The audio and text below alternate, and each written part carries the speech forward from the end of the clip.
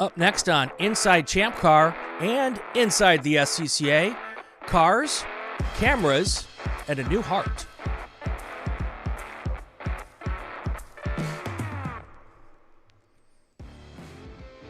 For those of you who are used to listening to either of these podcasts, you're probably wondering what in the world I am talking about.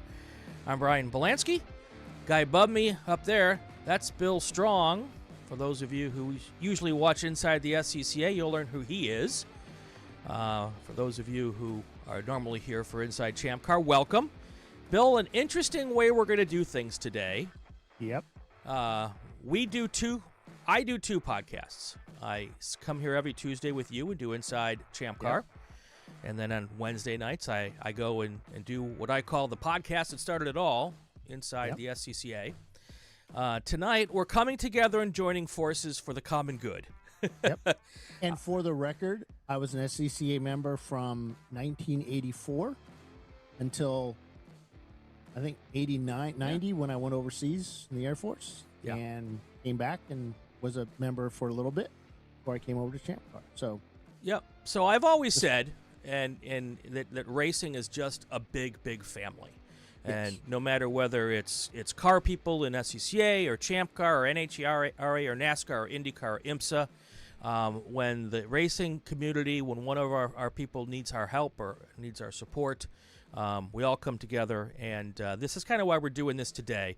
Our guest is James Candelaria. James, we're going to get to the first question we always ask in just a second, but James has had a heck of a couple of months. He's had an adventure. He has had quite the adventure, and the whole racing community has come together to support him through his adventure, and that's why we're doing this together as a racing family kind of podcast. So, so James, let's get to you right now and start with the question that we ask every guest the first time they're on either of our shows, and that is, how did you get mixed up in this crazy sport that we all love? Wow, that's a good question. I actually have been kind of reminiscing over that for the past month or so. I got basically did an HPDE event with a friend of mine who said, hey, listen, I drive cars on racetracks. And, I'm like, oh, you race? He's like, no, but, it's super fun. So I got an HPDE, got an instructor in my C5 Corvette at the time. And, it was unbelievably fun. I was awful. I was really bad at it. But it instantly hooked me, and I knew this is where I'm going to spend all my time and money for the rest of my life. And you can do that. You can spend all of your time and all of your money for the rest of your life in motorsports. Totally. So from there we went ahead and I have a huge competitive instinct. So we decided to, after a year or two of HPDE in some really fast cars, which I don't really advise. My C7 Z06 was like the first car I really learned HPDE on, and it was not a good choice. But beyond that, I decided to go to racing school down at Sebring and Formula cars. And yes, my back still hurts. So and then go ahead. we just kind of kept the perpetual motion and money burning machine going. Yeah. So for those in the SCCA, I think they know you as a road racer. Mm-hmm. For those at Inside ChampCar in the ChampCar world, I think they know you as a camera guy right now, because I think that's what you've done more in their world. And he has raced with us, but most recently, right? Yes, recently though, it's the Sentinel right camera system. So let's talk about racing first. Okay. Tell us a little bit about your ChampCar exploits. I know you've done that in the past. What is your racing background with the ChampCar series? So a handful of events. I think we did. What did we do? We did Road Atlanta with Round 3 Racing. Brad and Buzz McCall in their Porsche Boxsters that they campaigned for, I think, just a year. Yep, but I was actually the first. I think I might have been the first Round 3 Racing driver on track with ChampCar. Mm-hmm. We broke 3 transmissions in one weekend at Road Atlanta. That was less than fun. I bet. And then we did a handful of other events, and when that program moved on to WRL, that's kind of where I followed them too. and I did a lot of racing with them in WRO. Right.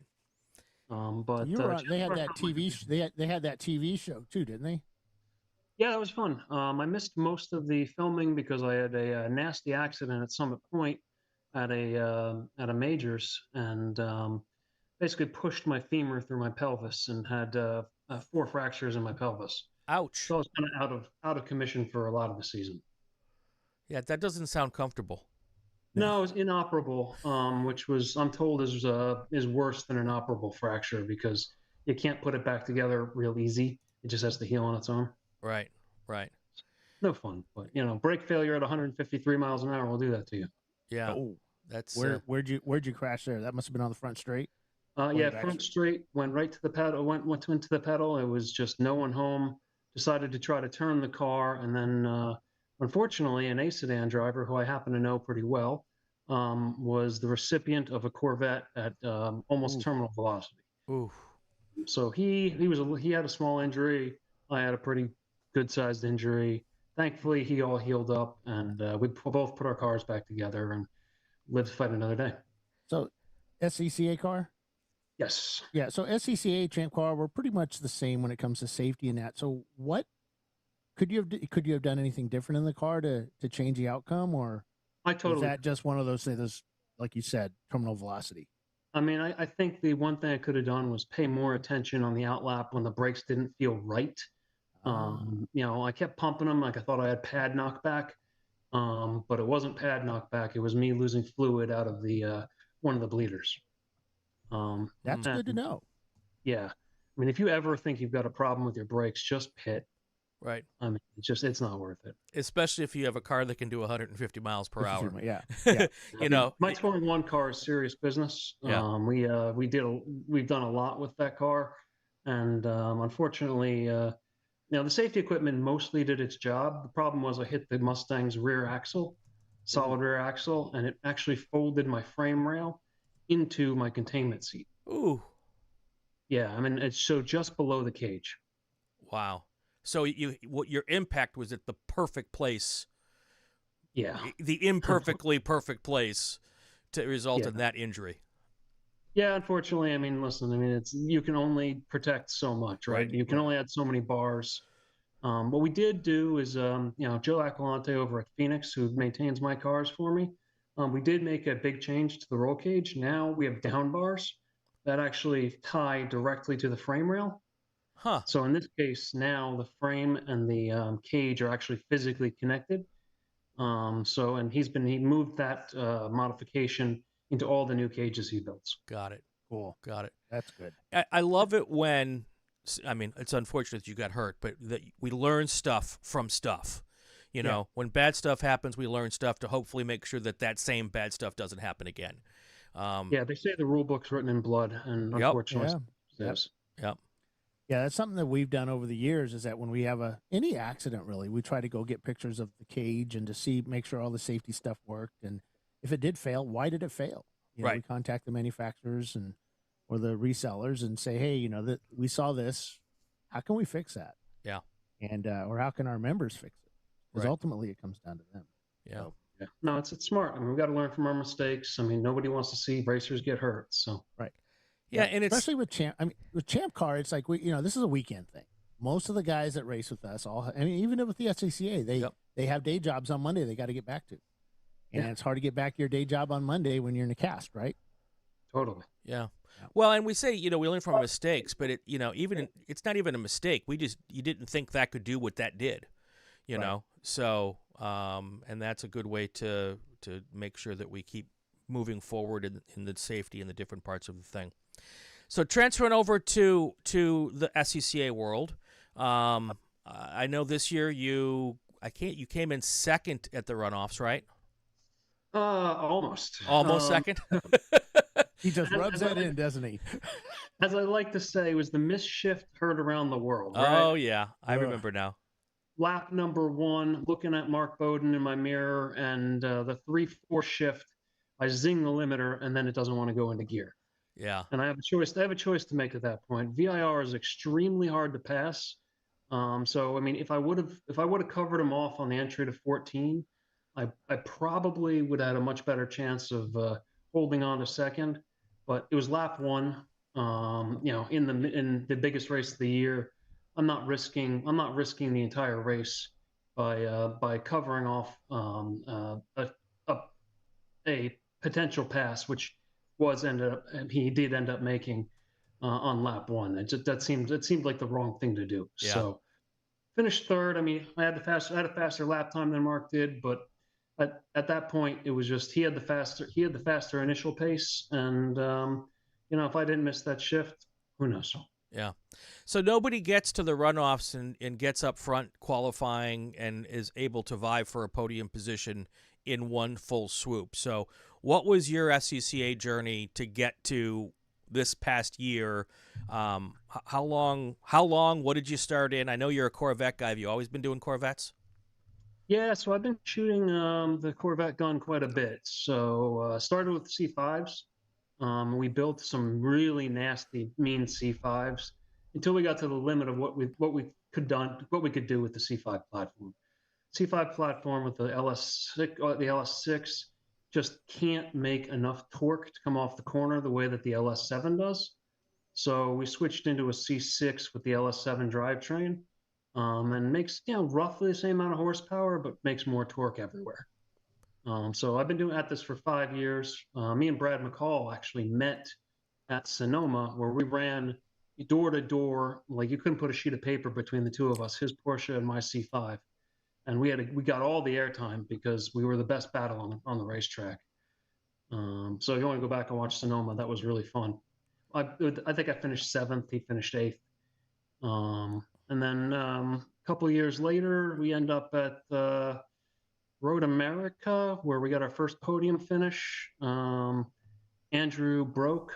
Mark and Tom finished ahead of me in E92s, and I ended up third at Road America in 2020. Took 2021 off. 22, I think I didn't go. That was the year of my accident, and then obviously 23, we qualified second, by a hair's breadth, and of course missed that shift and finished third. Right.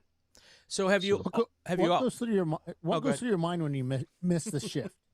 Oh, man, I'm just beating myself up in my helmet. It's an agnostic question. So it pertains to ChampCar and it pertains to SCCA, because we've had finishes come down to, literally an inch and a half, 2 inches, something like that for a finish, which could have been a misshift at lap 1 7 hours ago. Yeah, I mean, that's a great thing about endurance racing is everything counts, right? You miss a pit stop by like a second or two, that could be the margin of victory, in a 8-hour race. It always amazes me how tight these races are. I've done so much endurance racing in WRL and a handful of races with you guys at ChampCar, and it always amazes me after 8 hours that the top teams are same lap, a couple seconds away from each other. It's really kind of cool to watch. In ChampCar, it's all about the team. Everybody has to come together. All the drivers got to do their job. When there's problems, you have to work through adversity. Have you always worked with Phoenix? For inside the SCCA, for sure. Phoenix has maintained all of my cars. C5s, C6s. The only thing I've ever run have been Corvettes with those guys. Right. So, the reason why you chose a Corvette? It was my dream car when I was a kid. Like, it was just like, hey, if I work hard and save my pennies, I can get one of these. Yeah. And so I've had a number of Corvette street cars, and I've had way more Corvette race cars than I've had street cars. Yeah. So it's a cool car. Because they're good cars. They also protect you in tornadoes. That's a different story from a bunch of episodes ago. You can find it somewhere. Yeah. I'll have to look that one up. Yeah. The C6, I think it was. Yeah. Now it's a C6 with some creative paint job on it. So it's lightning marks. Marks. Yeah. Oh goodness. It was pretty wild. So let's go back. I'm gonna guess about 2 months ago now. I get this. I see a Facebook post, and you popped up and mentioned that you were having some issues, and that you were going to see the best. Let's go back to that. Tell us a little bit about that story. Where did that start? Because we see you at the racetrack. You are as fit as anybody I've ever seen put on a driver's suit. And when I think of people going through what you've gone through, you are not the picture of what is in my mind for that. So talk to me about what happened. Yeah, so unfortunately, I've been battling some heart failure issues for almost 20 years. Oh, wow. Got cleared by docs to go racing because I'd been very well compensated. Like I climbed the Leaning Tower of Pisa last year on my own. We go swimming in the ocean. We do a lot of and obviously I race cars. Done a really lot of strenuous stuff, and it's never been an issue until I managed to get COVID for the first time, November 19th of 2023. And it just threw my entire body for a loop. So my heart decided it was going to go into ventricular tachycardia constantly. We arrested 4 times in one day. Wow. We had to be shocked back into rhythm. I had an internal defibrillator, which shocked me back 3 times, and then they had to do external paddles 1 time.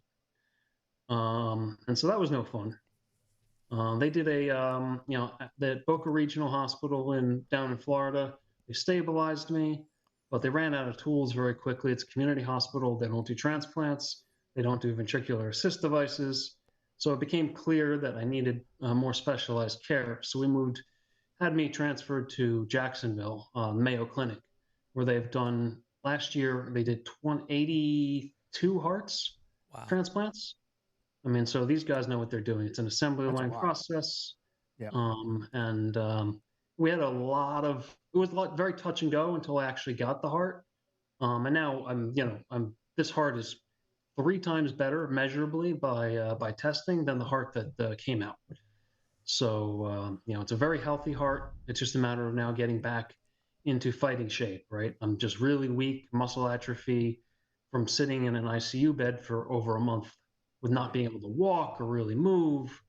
So I've lost over 25 pounds of fat and muscle, but I'm alive. So that's all that matters right now. So those of us who are your friends on Facebook, your wife kept us up to speed on what was going on.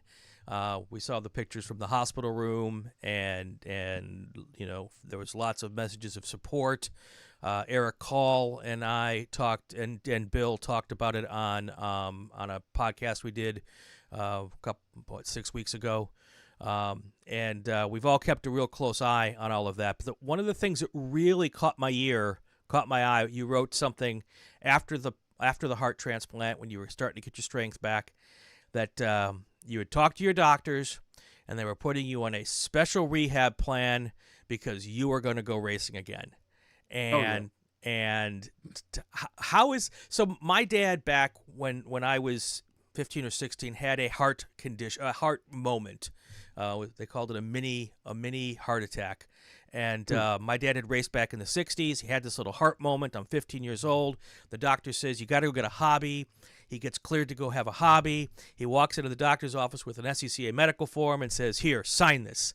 And the doctor says, I was thinking more like stamp collecting, but you're healthy enough to go racing. If this is the hobby you want and you think this will relax you, I will sign this off. So, but that's not a heart transplant. That's just, a tiny heart thing. When you looked at your doctors in the eye and said, "Docs, I want to go racing again," what did they tell you, or what did they look at you and say back? Well, they were a little thrown for a loop, and they didn't realize how serious about the hobby I was. And my wife is great. She decorated my room with things that were important to me, and a lot of it was pictures of me at the racetrack with my daughter, pictures of me standing on podiums, and with the Super Tour flags from some of the races I've won. And so she really put it out there hey, this is what he does, and he wants to get back to this. So I talked to my docs, and I'm like, listen, this is super important to me. What do I have to do to get there? And the docs are like, listen, after 6 months, you basically are you're a very normal, compensated man of your age. And if you want to go racing, that's fine, but we just need to make sure you're fit enough to do it. So what they told me was they're going to have, they're going to want to put me in an HPDE, and instrument me Mm-hmm. to make sure that I don't have like anything weird going on behind the wheel. And so I joked with him. I'm like, all right, well, the guy who's sitting next to me is not going to not going to want to be in that car for more than 2 laps. I promise you. Yeah, they're gonna give you the new guy. Yeah. Hey, go with this guy. He doesn't look experienced enough. Yeah. Yeah. So, Yeah. but no, they in seriousness, they do a lot of Mayo Clinic. They've got this specialized rehab program they use for space medicine. Mm. So astronaut training and whatnot and rehab. And so they're going to fire me over to those guys, and then they're going to put together a program to make sure that I can handle the environmental issues of being in a race car. We Right. all know race cars are hot. Yeah. I tend to lose 5-6 pounds of water in a weekend just sweating through my driver's suit. And I do run a cool box and a cool shirt, but that only goes so far, especially in Florida. Yeah, and I'm sure there's going to be a ramp up process. You're not going to go from you're cleared to try this out to I'm going to race at Road Atlanta. Right. You said HPD first, and then I'm guessing you'll have a little event here, a little event there, and get yourself back up to where you can go through a full weekend. Hey, don't worry, I'll be back at the Super Tour, Brian. I'm not worried. I'm not worried. The people who are worried are the other people in your class. So they're just going to monitor you up, heart monitors, the whole bit, blood tests. Yeah, that's like that. That's my guess. They're going to put a heart monitor, probably some type of portable blood pressure cuff that they're going to want to run. I'm not quite sure exactly what they want, but whatever they want to do to make sure I'm cleared, I'm more than willing to participate. Yeah. Well, there might not be enough room in that car for an HPD instructor. It just may be sensors mounted to the big computers and stuff, Matt. Because they're big computers, right? Well, in today's world, they probably just put a couple of sensors on you and put an iPhone in your pocket. It's a watch. Yeah. Yeah, I picked up an Apple Watch and just to make sure that my heart rates are kind of where we expect them. Is that no? The O2 thing doesn't work on those anymore. Actually, they do because they had a stay of the injunction against them until the end of January. So I was able to buy one.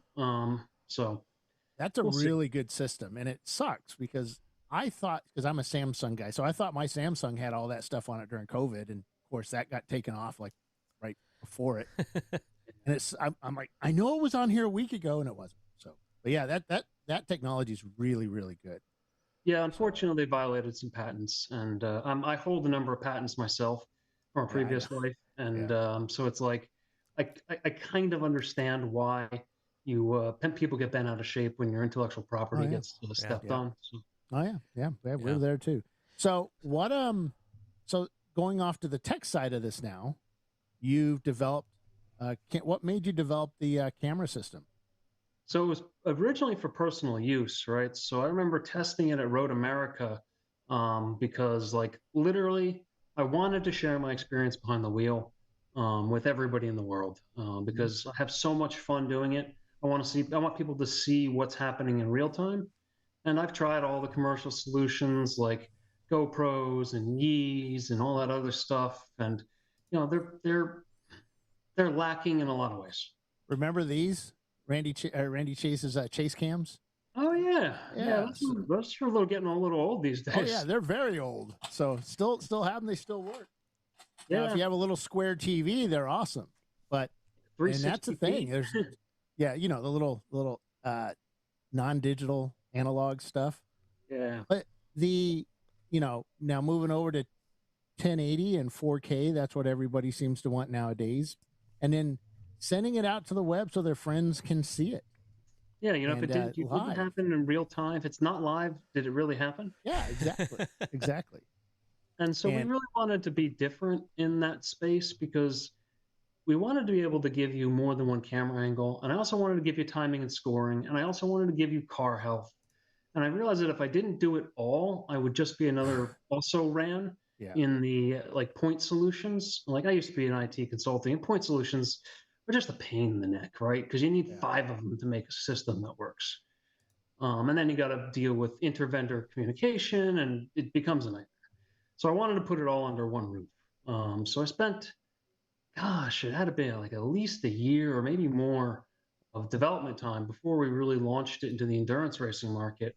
And we quickly found a product market fit in endurance racing because the car is at risk for, as a car owner, you've got your car at risk 8 hours, per race, and most likely 2 races a weekend. So you want to know what's going on. And as the next driver is going in the car, I want to know what the car is doing. So I'll find myself watching my co-drivers to see what the behavioral characteristics of the car. Are we running out of tire? Is he taking all the life out of the car? What do I have to do when I get in the race car? What do I need to be aware of? So we really kind of buckled down and got the big rocks moved, and I'm really happy with where the system is today. So Yeah, we've actually used a lot of a lot of our drivers have the system in. They throw it up to YouTube, and then we grab that for the inside or for ChampCar Live. yeah, we And got to we've give you the used it over the SRT years. links. Did we give those to you? What was that now? Did we give you the raw SRT side of it so you could pick it up without having to scrape YouTube? Nope, did not get that. So Okay, so I'll hook you up with Jake. We have an API call that for the live broadcast team that can pick up the SRT link directly for super low latency and better video quality. Paulie will love that. Yeah, it's a real game changer. I mean, it's it's less than 2 seconds of latency, and the video quality is much higher. Right. And that's kind of what we do. We just run to our RTMP server, and then we just pull it off for ourselves. So yeah, we can do RTMP, but I like SRT because I can adjust the bit rate on the fly. Right. So as network conditions change, we back off the bit rate if we're going through a dead zone. When we come out of the dead zone, we crank it back up. So like Road Atlanta, exit turn 5, you start dropping packets. So we'll snub it down to like 300 kbit. And then as we exit and kind of get down that ridiculously long straight back there, halfway through the kink there, we can start raising that up to like 5 megabit because you can hear the cell tower again. Right. Yeah. Now, Daytona, you have banking. It's a fun place, but that banking really kills a lot of the cellular stuff, mainly because the car's in a bank and just the antenna is not pointed up in the air. Daytona is interesting for a lot of reasons, and banking is definitely a large part of it, but it's also multipath distortion. Yeah, there's so much metal. Yeah. In the stands that not sure how much of an RF engineer you guys are, but I know you get a reflection of data, and the receiver has to discard the late data, or has to decide is the late data pertinent. And has to put it back together. So it's Daytona's just evil. And we do have an external antenna that works way better than the little patch antennas. Yeah. And that's strictly a matter of gain. Yeah. And that's kind of what we did with the banking, because we would lose our cameras in the banking, which is the best spot to have a camera. Right, you're going around 80 miles an hour. Yeah, and our guys are doing how fast are they going? 98 miles an hour. Well, you and the Opal. We were lucky we saw people going by us at 98 miles an hour. But so I mean, it's the banking was just the first year we did it was just the worst. We had great straight, but once I got in the banking, we lost it. But since we put the external antennas on it, huge difference. Huge difference. And it also depends on the car, because we were at Homestead this weekend. And we had 2 cars with your systems in it, same driver, same team, different cars. And in one of the cars, every time they would come out of NASCAR 4, we'd lose the camera. And then the next race, he was in a different car with the system in it, and he would rock solid, no problems at all. It had to be Chris, right? What's that? That was Chris, right? Yes, it was Chris. So I don't know if that one car had the antenna and one car didn't, but whatever the case was, there's so many variables to all of this, and I do the Cal Club races and Super Tour, and obviously Bill has all of the stuff for the ChampCar races, and it's our constant battle to get an in-car up and working, and what worked last year may not work Saturday, but it's working great on Sunday. That's true. So yeah, it's the worst. And that's actually the worst part of the job. But it's interesting. I thought about running a track-based private cell network for a little bit, toting around towers and whatnot. Yeah. And it's just the business case isn't not there. there. There's Sure. just not enough customers. Yeah. So there's actually a couple of systems coming out now, but the cost is just so outrageous. I mean, we have 20 cameras for our, between 12 and 20 cameras for our shows that we can use. And you figure $2,500 per solution, and I really don't want to get involved with that, but it's radio based and or Wi-Fi 6, and it can travel. It supposedly it can work at Daytona. So if it works at Daytona, I'm told it should work at Road America, which I still don't understand because Road that's America's a lot of trees. Yes, that's a lot of trees there. But we have no problem with cellular at any of the tracks we go to anymore. It's pretty much spot on with cellular.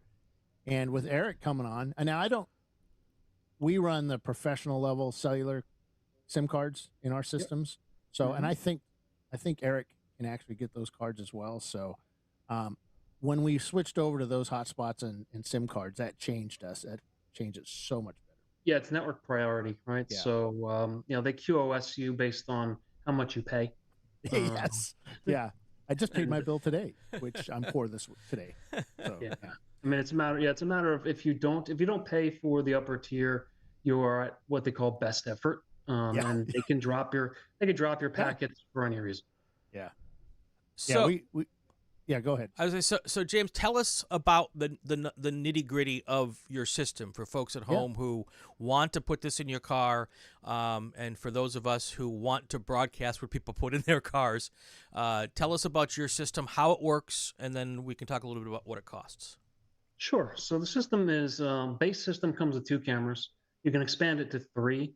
I really like the 3 camera option simply because it gets you a driver camera, a front camera, and a rear camera. Mm-hmm. And I think that's pretty attractive because as a car owner, I like to see what the driver is doing in case there's an incident. Right. Rear camera really tells you when there is an incident, what really happened. Did you get hit from behind? What did you do, or what precipitated the incident? So we get all that. We also have an option for you to tie into your AIM data system.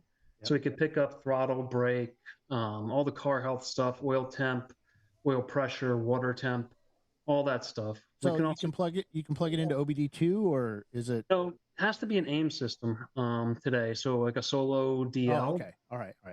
Or any one of the major AIM loggers. So like the Evo 4 or any other primary logger. Okay. Then what else can we do with it? So we have also timing and scoring, right? So I can pick up timing and scoring directly from Race Monitor, as long as you provide your transponder number.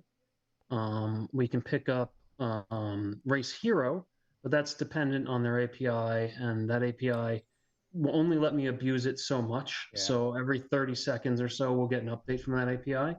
Race Monitor, on the other hand, since I pay more money, relies on WebSockets and will notify me when the transponder has new information.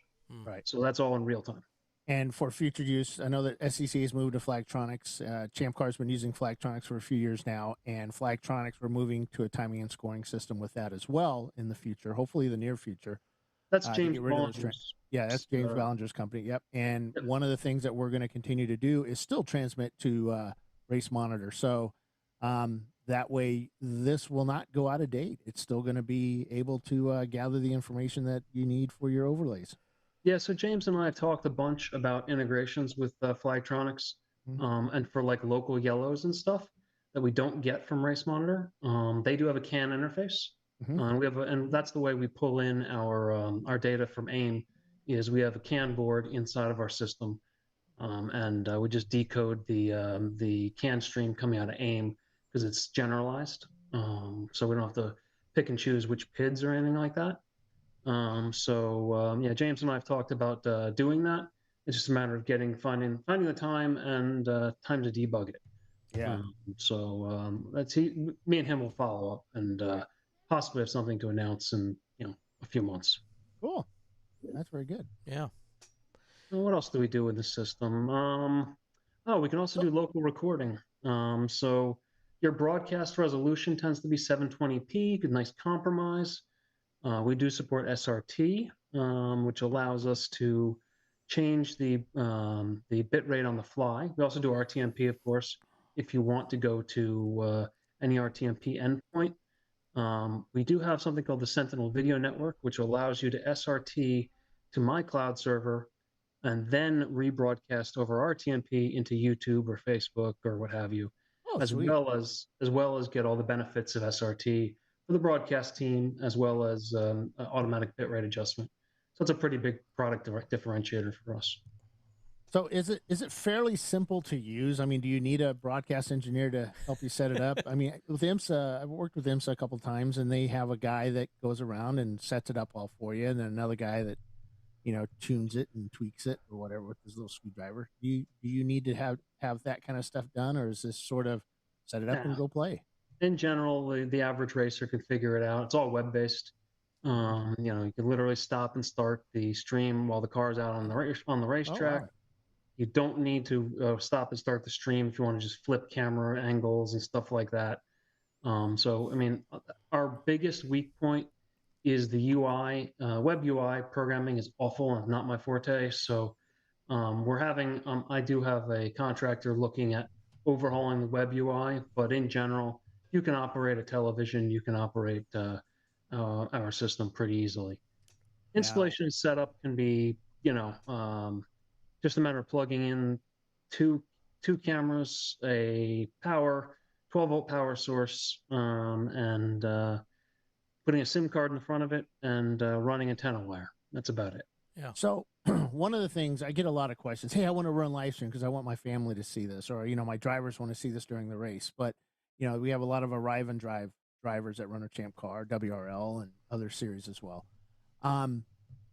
One of the things I tell them is that if you've got customers, you're going to want to record your stuff for them. You want to record the data and all that stuff so you can review it later. Sometimes live stream, you may get a cutout when you most need that data, and it may go away. We can't, you may have the best cellular connection in the world, but you go under that tunnel, you might lose that under that bridge, you may lose it for a second or two. Can you record at a high resolution with this camera? Totally, yeah. So we have you're bitrate independent. We actually have separate encoders for the USB stick versus the broadcast stream, and they're completely decoupled video and audio paths. So we have the ability for you to record, and all you need to do is stick a USB stick in the front of it. I don't like SD cards. I don't like micro SD cards, just because they're just a pain in the neck to use. So we recommend these little Samsung bar. For like $30, you get a 512 gig stick, and forget about it. You plug it in, and you're good to go. How long do those last? So it depends on your bit rate, right? So we recommend on the recording at a 10 megabit bit rate on the card, and that'll pretty much still go. Pretty damn good. Yeah, 10 megabits at 720p or 10 megabits at 1080p is a really good quality picture. Yeah. Those will go multiple race weekends without having to be formatted. So the cool part about having a USB, a thumb drive, basically, is what you're talking about, right? Yep. So having a thumb drive is, you get out of the car, you could pull that thumb drive out, go with you. The new driver comes in, sticks another thumb drive in. That's his thumb drive. So you could be reviewing your driver's laps while the other guys are out there. Totally. Doing an endurance race. Yeah, it's just a matter of making sure you format it FAT32. That's usually the biggest stumbling block. We have a button on our web UI to allow you to format it while the system is up. It's really not a big deal. We're based on a Linux kernel that doesn't have support for exFAT. Right. So it's just making a big kernel change right now is like. So for all you guys that aren't computer nerds, the FAT32 is just old school formatting. It's nothing new about it. And it works on both Macintosh and Windows, so that's helpful. Yeah. So that's always a good thing. So, all right, the big question always comes next is what does this all cost? So our base kit's $2,700. We're reviewing our pricing right now. Unfortunately, we're not making. We originally got into this business not to make money, but to not lose money. With the way, obviously, we've all seen what inflation has done to everything. We're at this point where we're really not making money, so that price is subject to change. Right. But we're going to offer some new SKUs that are going to bundle more value in for not a lot of more money. So I want to keep giving value to our customers, and you should have seen this product 2.5 years ago. It didn't have half the features it has Sure. now. Right. All I do is sit and write code And that's all day still long. even for the low budget racers. I know there's guys out there that $2,700. It's a whole race entry, but you throw some guys together, everybody throws in a few bucks, and you could have yourself a nice little system in your car. And Yeah, I mean, it's oh, in SCCA land. That's maybe a set and a half of tires. yeah, Yeah. exactly. So Yeah. you know, Those big Corvette tires, anyway. yeah, that's right. 315, 345. Yeah. Because Yeah. the The Formula V tires, a little less expensive. yeah, the 165 13s for the Opel. Do you They're not have? close to that's like 2 years with the tires. I know this doesn't pertain to the ChampCar folks, but do you have an open wheel solution for the folks who have the little teeny cars? Because we like to put in car cams on our broadcasts for those too. Yeah, so if you looked at the runoffs, Kelton Jago in FE2, before he got caught up in somebody else's mess, had a Yeah. Sentinel, and it fit. You're not going to get it in a Formula V, but you can get it in an FE2.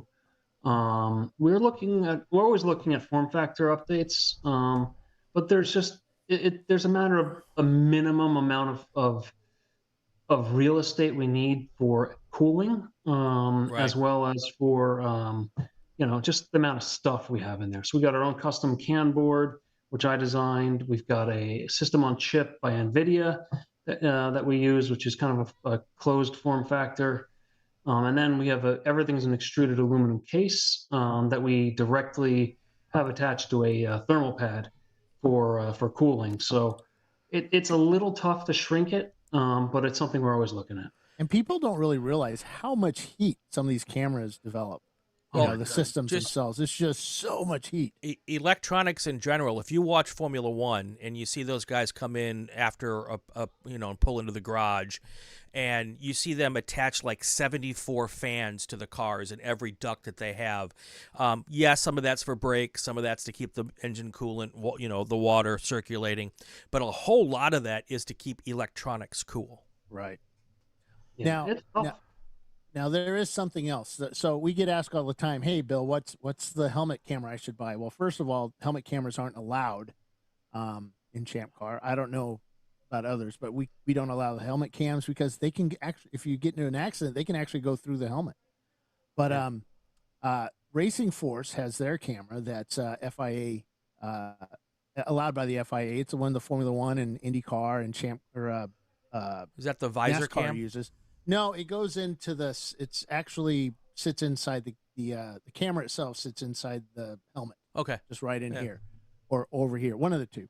But Bell actually had the authorized helmet. I think others have it now. That's FIA certified, and it hooks up to the system. I called Racing Force to see if we could get a system or whatever, and got kind of laughed at because it's massively expensive, and just doesn't come with a camera. It comes with a truck. Semi truck and lots of people and a huge contract that there's no way in hell ChampCar could ever afford. Sure, come on. But we tried. I looked, I opened up that checkbook and it said, "Nah, go away, Bill." Can you set something up? Let's say something like that to where you have just because you probably use like lipstick cameras for those. Actually, so we build our own cameras in house based on a Sony IMX 219 sensor. And a custom breakout board, which takes a CSI signal and turns it into using the HDMI cable. So they're not electrically compatible. So don't ever plug an HDMI camera into the front of a Sentinel, even though there are HDMI connectors. We abused a Writing connector that down now. Yeah, we abused a connector standard because there's high quality HDMI cables available on the market inexpensively. Right. So I didn't have to design my own cable, and that saved us a ton of money. Right. But it's something we could possibly do in the future. All we really need is drivers for another sensor and a form factor. What we did is we actually have our own anodized aluminum cases now for all of our cameras, and they're really nice, solid pieces. They tend to outlast most collisions. Right. We've unfortunately had a number of people wreck cars with Sentinels in them, and they pretty much the system survived. Yeah. My BMW M4 GT4 met its untimely demise at a WRL event a little over a year ago, and what survived was the Sentinel, and the rest of the car was a total write-off. That sounds like So a what's commercial. next? Yeah, it does actually. Yeah. So what's next for Sentinel for your company? So we at this point, I think we're largely feature complete. So we're really getting on the expanding markets, right? So ChampCar is a renewed area of focus for us. I think we've gotten the market that we're going to get out of WRL. Everyone has got one. It's probably 40% of the paddock at this point. Everyone who wants one's got one. And I think ChampCar is kind of our next target. And then we're looking at civil opportunities, right? So police, fire, EMS. Right. For obvious reasons, having a record of stops in real time, dispatch can see what's going on. If we need to send out another fire truck when it's too busy to talk to the fire captain, you can kind of see what's going on.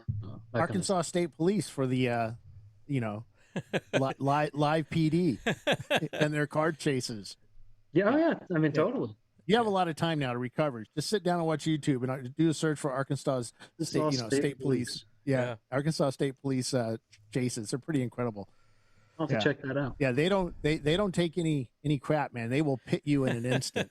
So, yeah, don't run from those guys, huh? No, they will chase you, and they've got the big Chrysler or Dodges. The Hellcats or whatever. Yeah, fun times. Yeah, so I think that's our next. I think those are our next kind of markets. I think ChampCar is really leaning in on live video. I think people are starting to understand why they need it. I watched a lot of your broadcasts, especially for Sebring, because Sebring is my favorite racetrack now. Well, close. Yes, it is mine as well.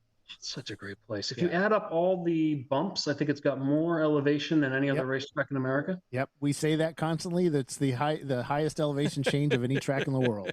So, because of the bumps. 2 inches at a time. And the fun part about Sebring is as a car builder, you or even a crew chief or whatever, if you can prepare a car that lasts for 14 hours at Sebring or even 7 hours at Sebring, I suspect even 2 hours at Sebring, you've done something good because that track will beat the heck out of a car. I mean, every bolt. We had guys coming into pit lane. We New Year's Eve we held a 8+7 at Sebring, and we had guys coming in an hour and parts are falling off their cars.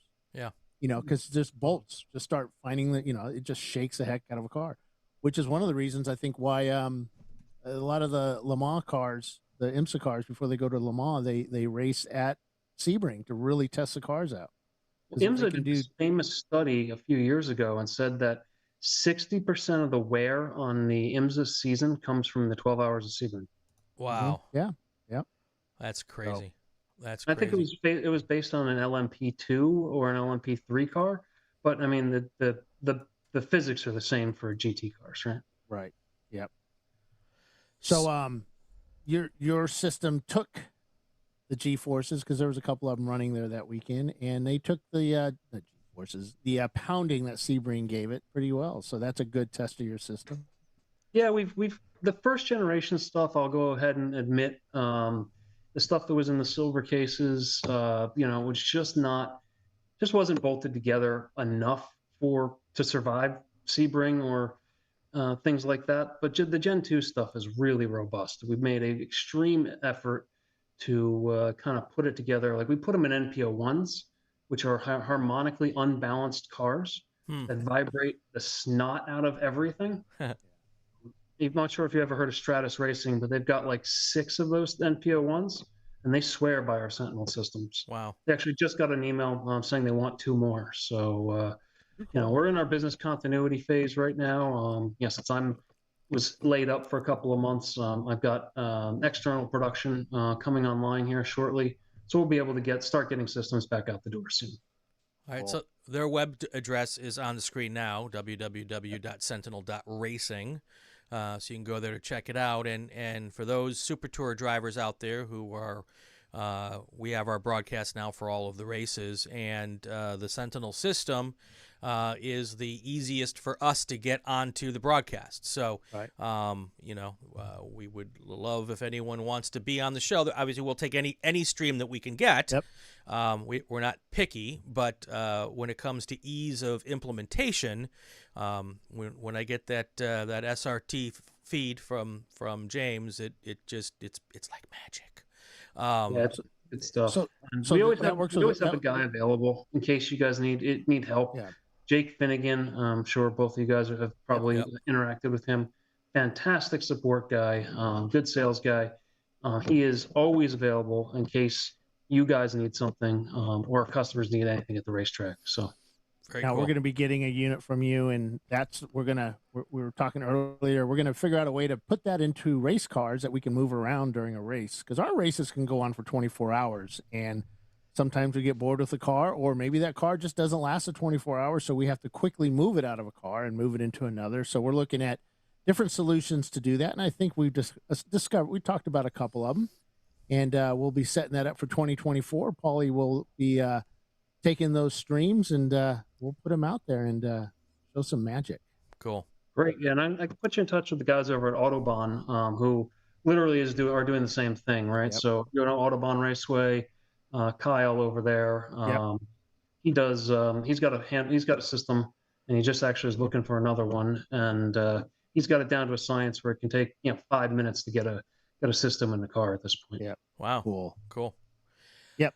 All right. So when you're done with your full stop, you got to wait here 5 minutes while I put it in your car. very good. Very good. Yeah. So speaking of timetables, and obviously no one's going to hold you to it, because you've got recovery is more important than racing, although racing is big. What do you think your timetable, your target timetable is for us to see you back in a race car? So I really want to make the Super Tour at Watkins Glen. I managed to take the track record last year in 2023, and I want to be able to defend that. Because I know Andrew's coming for it. So yeah, so if you do Super Tour at Watkins and Super Tour at Road America, that might get you enough to qualify for the runoffs. now I'll need one more weekend Okay. to make that happen without a waiver. All right. But we're going to see what we can do. I mean, I'd love to get back to Road America. My car and I agree more than we ever have in the past. In 2023 was a great season. I won the Super Tour, I won my conference, and I finished third at the runoffs. So it was a fantastic season for me, and I'd love to be able to do that again for 24. But like you said, recovery is more important. Yep. Whether it happens this year, whether it happens in 25, the fact that you're sitting here having a conversation with us is a miracle. No Yes. matter how you slice it. I guess slice is probably not the right term to use in this case. I did a lot of splicing. Don't worry. They did. What a poor choice of words, Brian. It's all right, Brian. Anyway, we're just happy that you're here talking to us, and we look forward to following along your progress. And when you do get to the racetrack, come on up to the booth with us. And if you show up at a ChampCar race, I'm sure that Come on up. that Bill here would love to have you guys up there as well. Yep. Yeah, I can't wait. I'm gonna try to make it a point to do some ChampCar this coming year. There's a few teams who've said that they'd have me, so I'm gonna take them up on it. See what Cool. happens. Cool. There you go. Well, that's James Candelaria, racer, Thanks, in-car Thank you. camera guy, and heart transplant recipient. Thanks for being with us, and good luck with everything. We'll talk to you soon. All right, thanks, guys. Thanks, James. All right. Well, that's pretty remarkable, Bill, that Yeah. we're just even sitting here having this discussion. It's pretty awesome. Yeah. I've had nothing like he's had. I've had the AFib, been Right. cardioverted about 5-6 times, and that was just the worst ever. But Yeah. to go what he's done is just Well, and the fact that his doctors think that there'll be a time Yeah. when he could get back into a race car. I mean, we hear a lot about heart transplants. That used to be a whiz-bang thing back 25, 30 years ago. I remember the Jarvik 7 heart was a big deal and all that kind of stuff. And heart transplants were not a guarantee of anything at that point in time.